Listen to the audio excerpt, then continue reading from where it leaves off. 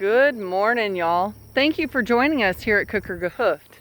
Now, I know today's video has a weird title, Success Through Obstruction, but there is a purpose for that. I'm so glad whenever projects or ideas work out, and this sunflower, this native wild and invasive, honestly, sunflower is part of that theme. We went ahead and let this particular sunflower grow in our garden area. Yes, I know this weed plethora is our garden, but we do what we can where we are. So why would this sunflower, number one, be allowed to grow there? And number two, how has it been beneficial to us? Well, I'm of the opinion it's good to let natives grow even in your cultivated areas. Now granted, I'm not saying let them take over, but let one or two grow so that they can be a habitat and a food source for your insects, for the pollinators, for the butterflies, for things that attract or let the natives attract the things, the critters that you want to help in your garden to manage pests. So it's an integrated pest management system, essentially, the natural way.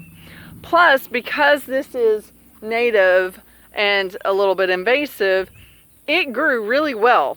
That area where it actually sprouted and grew is not part of our cultivated area. That's the yard.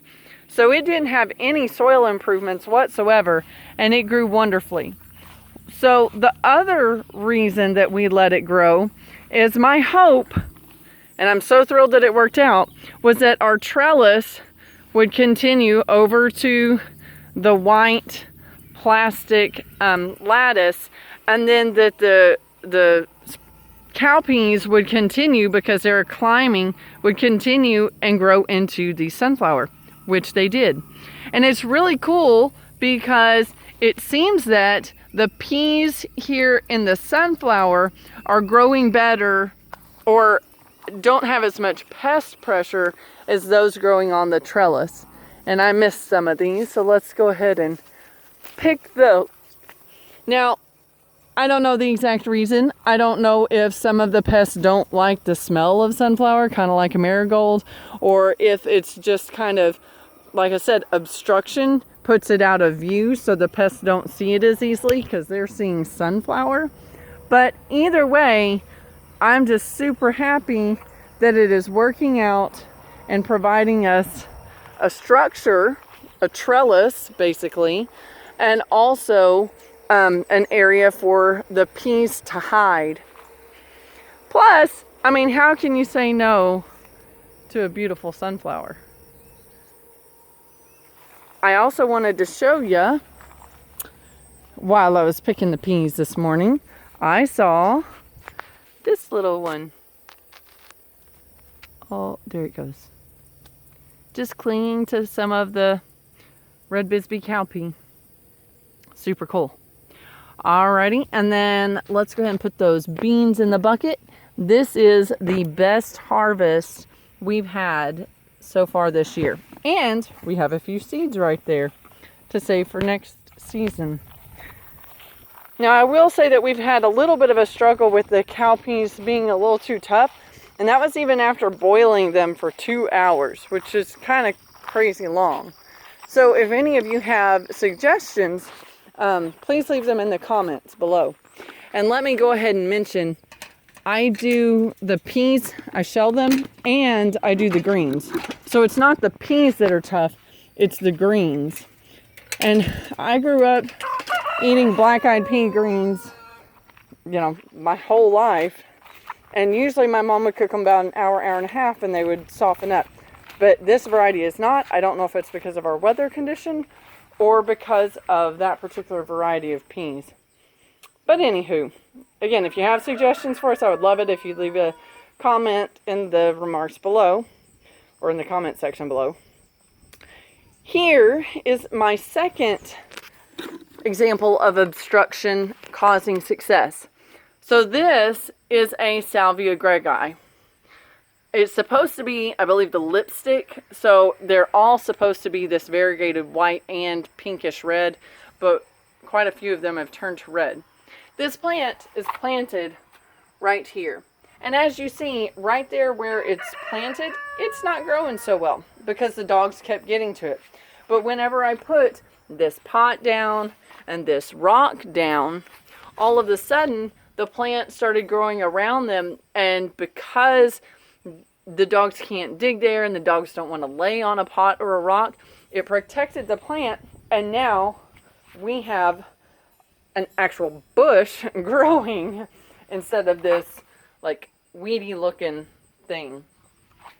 So I am learning with critters around, it helps to put obstructions in their path to stop their activity, but it can still be aesthetic. Now granted, if I had more like landscaping rocks, it might look a little better, and obviously without the weeds it would look better. But at least this way I know I don't necessarily always have to have a tomato cage around my plant like that Belinda's Dream Rose and this lavender colored Rose of Sharon.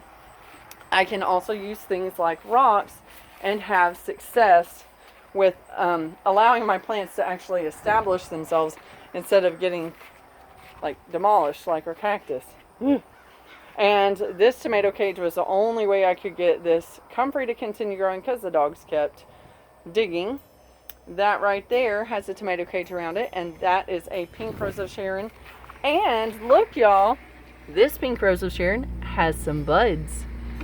Woohoo! And those were just planted this year. And I think those were cuttings from this year too. Am I saying that right? Let me think. Yes, those were cuttings from this year because my grandmother's purple one died out, which is why I recently took cuttings from that large purple one, well, larger purple one over there, so that she can have it back, basically. Because I got that cutting from her plant, and now that she's lost her plant, I took a cutting from mine so that I could take it back to her house to continue the enjoyment. And we've been enjoying the 4 o'clock scent in the evening and early nighttime. And my pineapple sage is still here. It actually bloomed, I believe, not long ago. It struggles a whole lot in July and August, but if we can get it through that time frame, it usually starts to perk up in September, October, when the temperatures start cooling and the sun isn't quite so rough. Yeah, Jane and Tipper got in trouble yesterday. That's why they are confined to quarters at the moment.